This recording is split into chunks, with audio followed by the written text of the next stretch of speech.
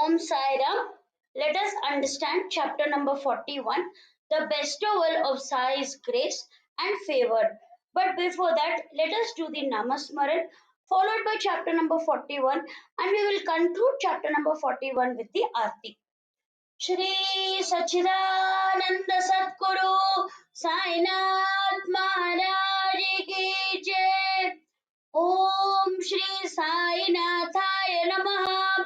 ओम श्री साईनाथाय नमः। ओम श्री साईनाथाय नमः।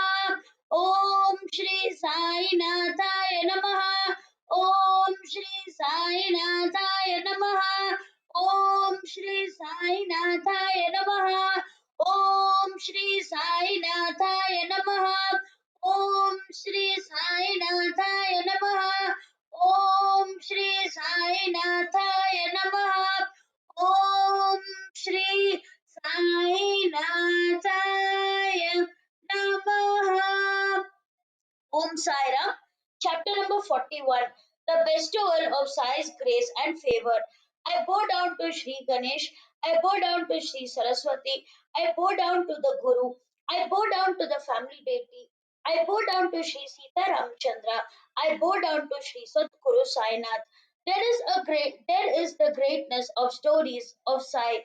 How much ever one hears them, there is no need for encouragement. The listeners themselves remembered how the earlier story ended and remained very attentive to listen. When there is a need of asking the listeners to pay attention to the story, what they already are eager to listen with a concentrated mind. While singing the greatness of one's own Guru, listening about him, the mind will be purified. The repetition of his name will, with steady concentration, will result in the manifestation of the embodiment of bliss. In the previous chapter was narrated how the Udyapan of a vow was completed according to the rituals along with the indication of the reality of a dream to Hemant. Similarly, how Sai's picture arrived unexpectedly through someone and how he fulfilled my desire at the right time. Hear the story now. On the holy festival, Sai gave me a dream stating that he would come for a meal and um, and that he would fulfill my desire. I have already told the story in detail, but the marvel is of how the picture came on time. Listen to that today with respect. The story was told by Ali Muhammad, which I felt greatly amazing. This is also evidently a Leela which was very amusing. It was he who, on that day of Holi, just as we were sitting down for lunch in the afternoon, who brought it to make and made me joyous. This is the reference to the earlier story. Now, listeners, please hear the further narration attentively of Sai's whole story. The entire story is excellent. The listeners are already attentive. The narrator is humble at the feet of Sai. Sai's story is unfathomable. He was the very obedient of benevolence. He wore out his body for that purpose. His nature was such that he had no enmity towards anyone and he was always engaged in good deeds. Whatever be the condition, good or bad, the body must do the duties as it was destined. But the introvert your senses towards your guru's feet with all the love. Then, with excellent experience, observe how the guru takes care of the welfare of his devotees ceaselessly with love for the guru in your heart. This state cannot be had for the asking, but what cannot be attained with great effort can come on its way on its own with the worship of the Guru and with Guru's grace easily. Those who come today, uh, those who came closely to observe with pride, they also returned, leaving behind their ego, deriving happiness from the pleasure of the darshan. Sai had all the six great attributes which are the adornment of God: glory, wealth, munificence, knowledge, peace, and detachment. How great is our good fortune that Sai, the cloud of pure consciousness, gives us the darshan without worship, puja, or any other rituals. It is said that God resides where there is devotion. There is lack of devotion within us, but Sai, the great saint, as has a compassionate nature even towards the miserable. So now listen to the story which Ali told with attention. You will understand the profundity of Sai's Leela and his powers. One day while I was walking alone a street in Bombay, I saw a shopkeeper who had pleasing pictures and portraits. There were beautiful pictures of all kinds of saints, mahants, and awliyas. Looking at them, I was confused which one to take. And then, seeing at one time, I liked the picture which was more pleasing than the others. Moreover, was of the one which I worshipped. I already love Sai. Seeing his picture in front of me, I felt like buying it immediately. So I paid cash for it. Then I brought the picture home and hung it on a wall. I daily had darshan of it with joy as I loved Baba greatly. 3 months before I gave it to you, I was not well and had gone to live with my sister's husband. Noor Muhammad Peer Boy was my brother in law. My leg was swollen and I had to be operated upon. As I was suffering on account of it, I stayed there 3 months. There was no one at my home during that period, but the well-known Baba Abdul Rahman, Maulana Sahib, Muhammad Hussain, Baba Sahib Tajuddin Baba were in my home. The pictures of all these and others were hanging on the wall, beautifying my home. But destiny did not leave them also. Here I was in this state, and even the pictures were caught in a bad period of Saturn for 7.5 years. I think that whatever had been created will face destruction inevitably. This being the case, how Sai alone became the exception, no one has been able to explain to this day. When you listen to the whole story about this, you will be amazed. You will understand Sai's oneness with the movable and the immovable. His powers are inconceivable. A small picture of Saint Baba Abdul Rahman and was with Muhammad Hussain, who was known as a Tariya. Many years ago, he had given me a copy of it, which I had given to my brother-in-law as he was his devotee. It was lying there for about 8 years in the drawer of his table when he came across it unexpectedly. Once he took it to the photographer's shop in Bombay. He enlarged the photograph to match a life size Baba Abdul so that he could take it as a gift for him, so that he would be filled with love. He made some more copies and gave them to all friends and relatives, of which he gave me one too, and I hung it on the wall. Then this extremely beautiful picture, Noor Muhammad, came anxious to present it to Abdul Rahman, where the saint had many people assembled around him with reverence. Abdul Rahman, on seeing the picture and realizing his intention, became extremely angry and got up to beat him. Abusing him and treating him with indignity, he sent him away. Because of this, he became very dejected and it created a lot of anxiety. He felt humbled, impoverished, and he felt he abusing him with indignity. He sent him away. Because of this, he became very dejected and it created a lot of anxiety. He felt humbled, impoverished, sad, and dejected. Not only had he lost a lot of money, but also Guru's grace. A difficulty had arisen. Till this day, I was endowed with Guru's favors, but the same me has now become the cause of his anger. Thinking thus, and being in doubt, he had begun to immerse the pictures. He said, "From now onwards, I will not keep the pictures of saints in my room. I have lost my Guru's love because of them. Why should I do this work without any fulfillment?" Further, he said, "If my Guru is annoyed with me because of his picture, it will get me into difficulty sometime or the other. It is of no use to me." This is also image worship, which my Guru disapproves. Then why displease him? What is the purpose of this picture for me? A lot of expenditure had incurred for collecting these pictures, but there is no alternative than to immerse them. Therefore, my brother in law, thereafter carrying the picture himself, went to the dock to immerse it, refusing it to give it to anyone who had asked for it. He went right up to Apollo Bandar, hired a boat, went as far as he could in the sea, and finally immersed it. So be it. He did not stop at that. He did the same thing at Bandra. He persuaded all his friends and relatives to return the copies of the photo to him. He said, Abdul Baba is angry. All those who have his photograph must return it as they have to be immersed. He requested all in this manner. The one that was given to me too was taken back, although my brothers and my sisters were also snatched away. In all, he had got back 6 copies. Then, after taking all the 6 copies to the seashore at Bandra at the land's end, he arrived there with anger. Calling a fisherman, he entrusted all the pictures to him to immerse them in the sea waters. At that time, I was ill and suffering and was in his home. He gave me the same advice. These pictures bring difficulties. Therefore, when you collect all of them and immerse them in sea, only then you will be freed from your suffering. Know this certainly.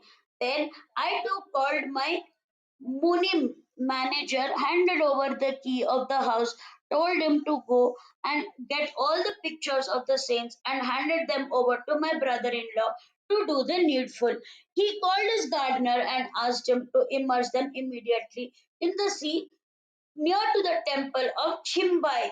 2 months after this, when I felt better and returned to my home, I was greatly surprised. On the wall facing the door was hanging in its place the picture of Sai, which I gave it to you. Seeing it, I was also greatly astonished. How had the Munim left the picture behind when he had brought all the other pictures? So immediately I removed it and hid it in the cupboard.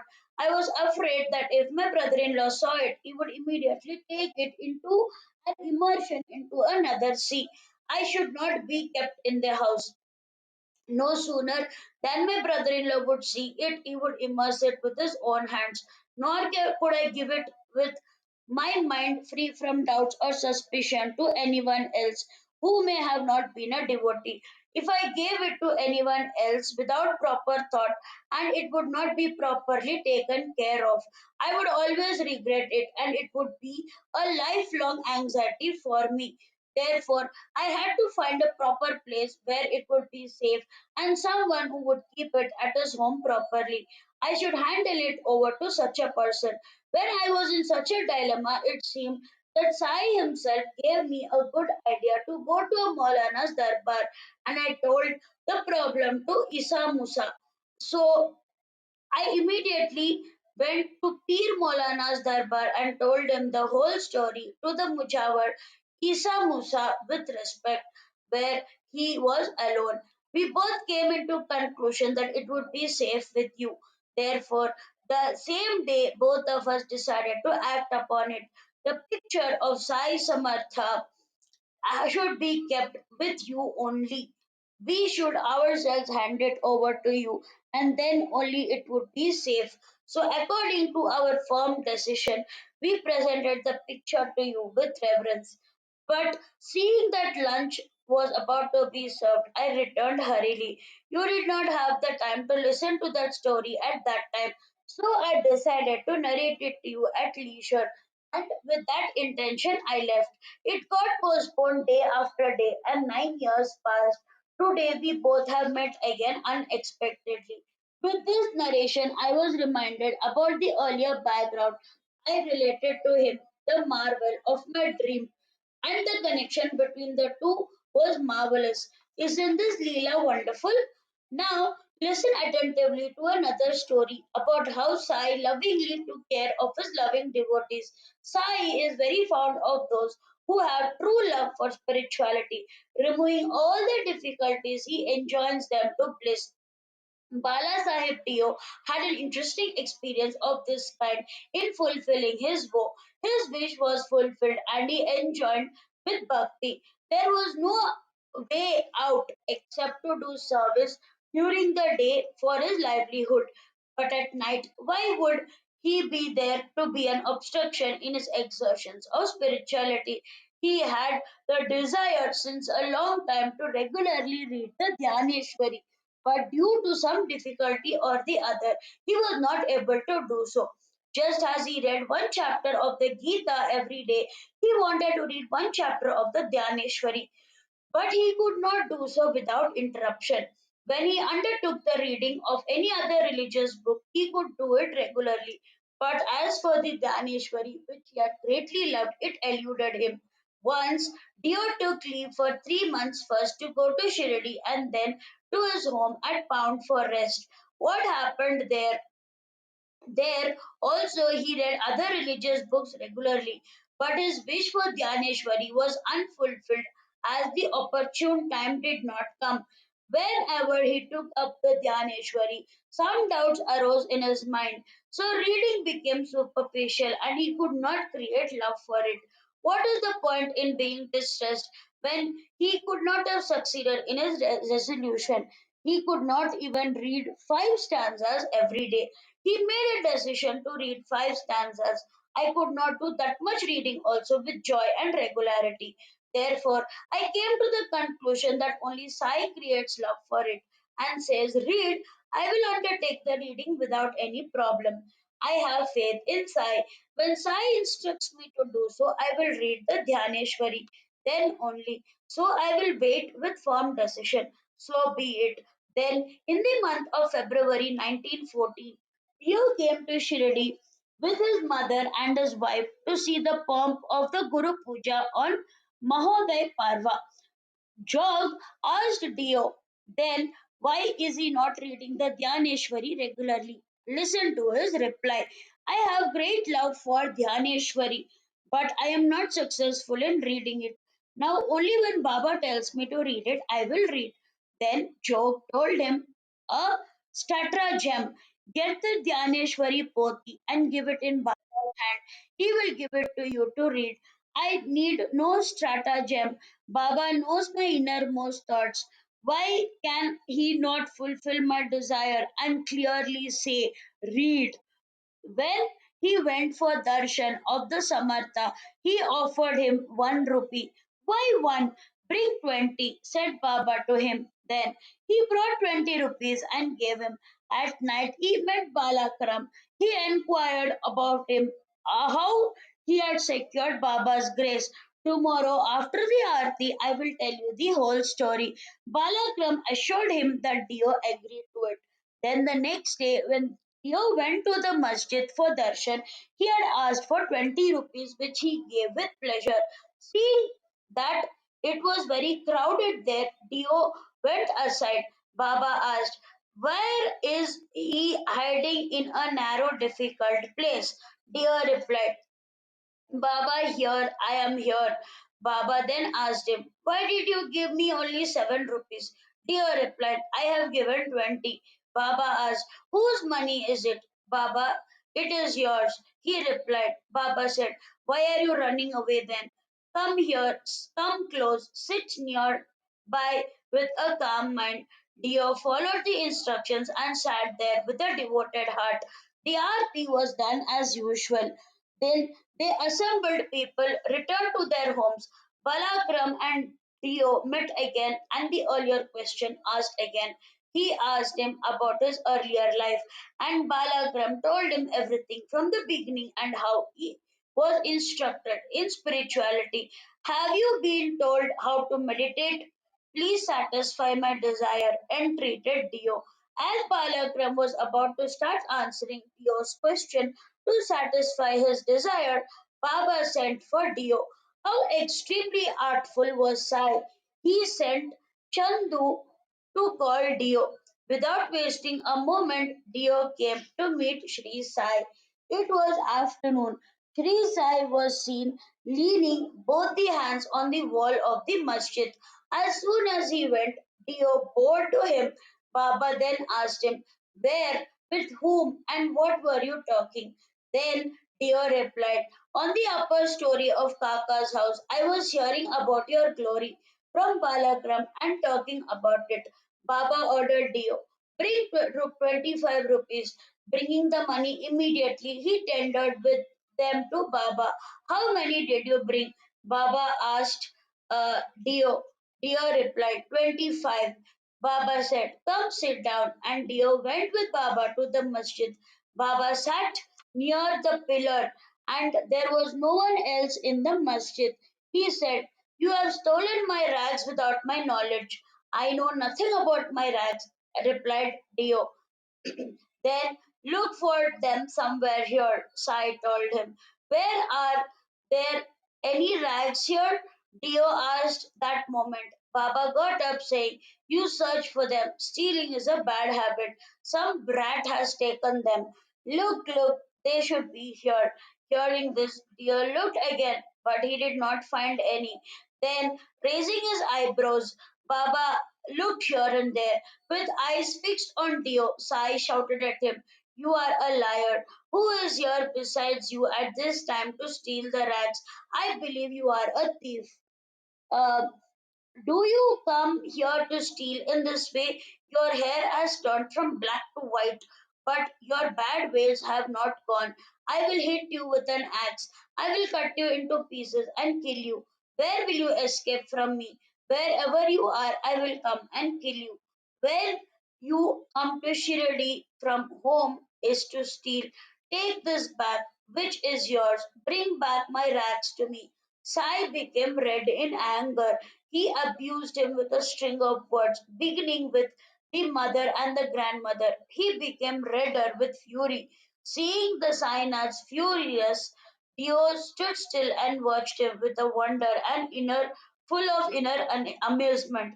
Dio was near him and alone felt that his turn had come to receive a beating. Or was this a beautiful vision of God? Believing this, he was choked with joy. Will he take the satka in his hand now, and will he beat me with anger? I am alone in his hands now. Let him do what he wills. But what is this mystery about the rags? Dio did not understand anything.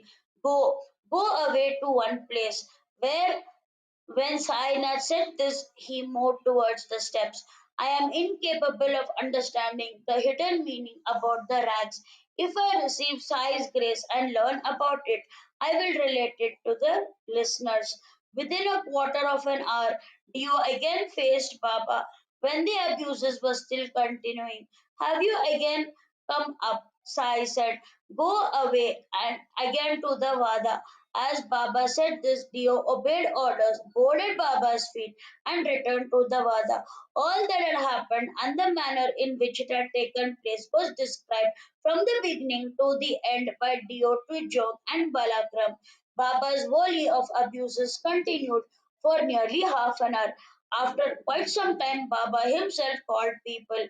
Dio also then came and sat amidst others. The old man must have felt bad, said SHRI Sai later. "What is the value of rags?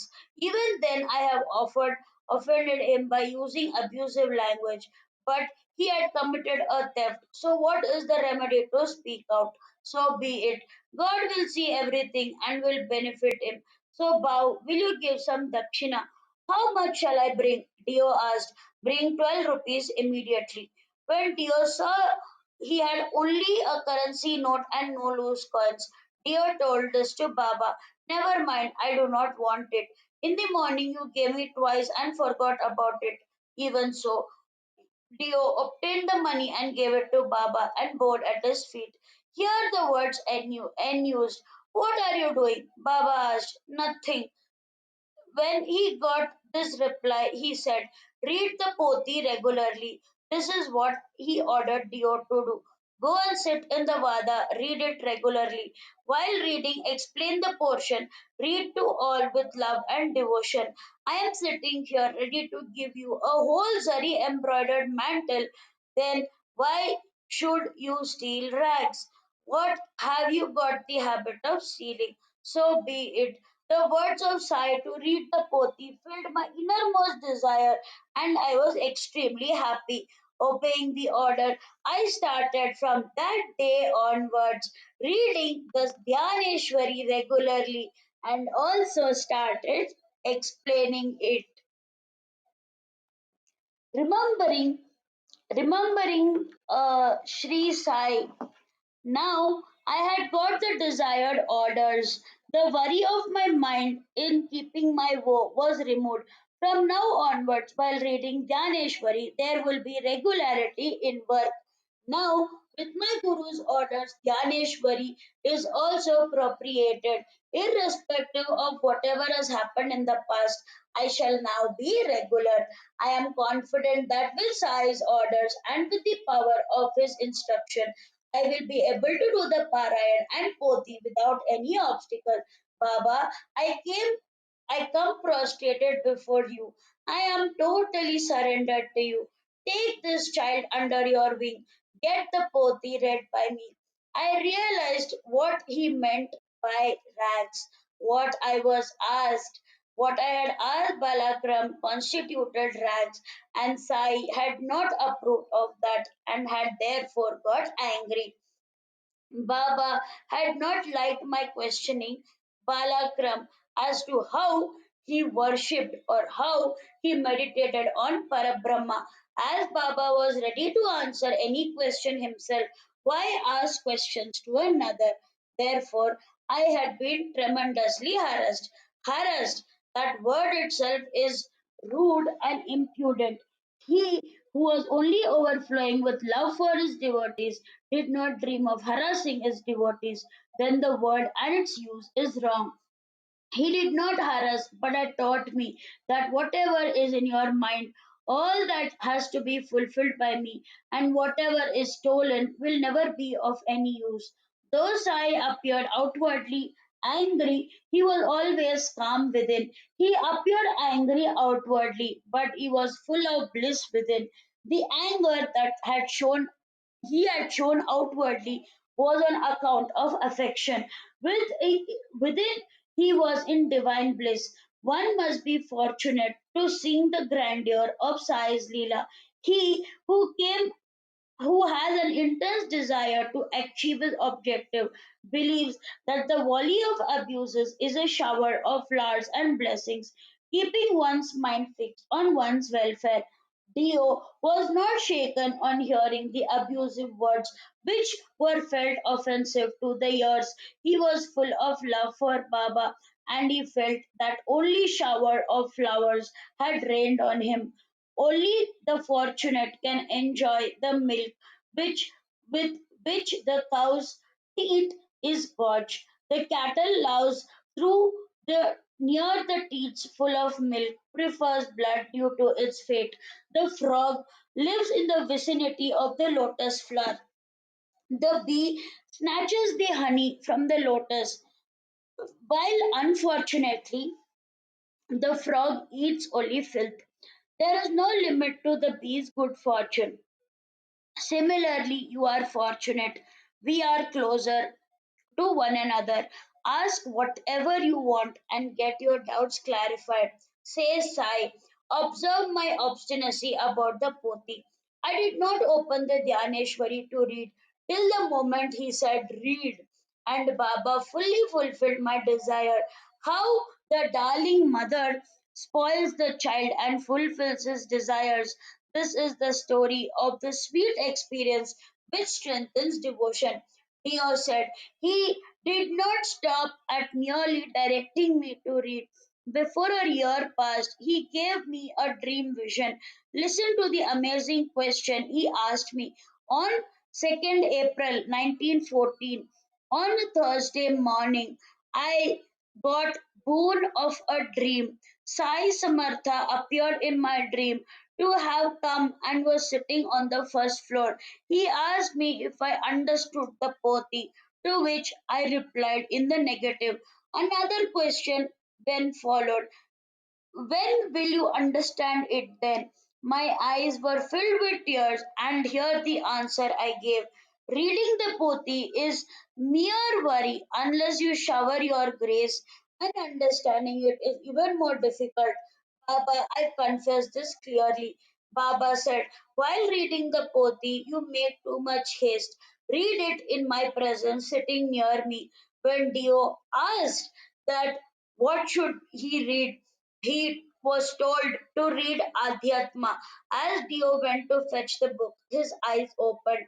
Dio awakened then. Listeners, can you imagine the state of his mind?